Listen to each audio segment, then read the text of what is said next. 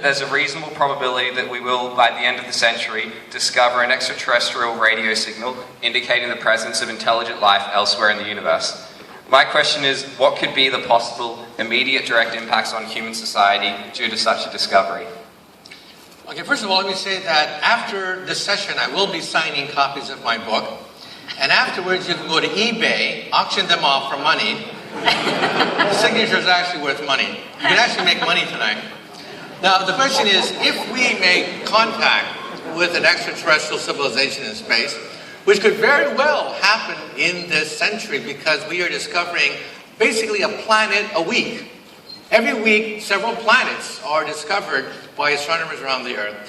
What would the effect be on our civilization? Immediately, I think there would be an existential shock, knowing that when we look at outer space, somebody is looking back at us. And so we're going to have that epiphany, realizing that perhaps we're not the only game in town. But a two-way dialogue is not going to happen. Because if we pick up signals from outer space, that star system could be hundreds of light years from us, in which case it would take hundreds of years for us to send a message and then have it come back to us. So there's not going to be a two-way dialogue. So I think initially there will be shock. There'll be all sorts of philosophical, religious, theological essays and commentaries and blogs written about it. We're going to eavesdrop on them. We're going to find out whether they're type 1, type 2, or type 3. We want to find out how advanced are they. We're going to try to decipher their language because we want to know exactly what their level of sophistication is, how far advanced are they, but we're not going to make any contact with them anytime soon. Now then some people say, well, why don't they simply land on the White House lawn and simply announce their existence? Well, if they're that advanced, that they can actually reach us from hundreds of light years, then perhaps they may not be interested in us.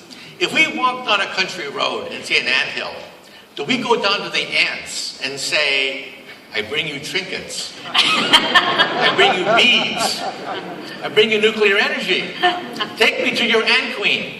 Or do we have this politically incorrect urge to step on a few of them?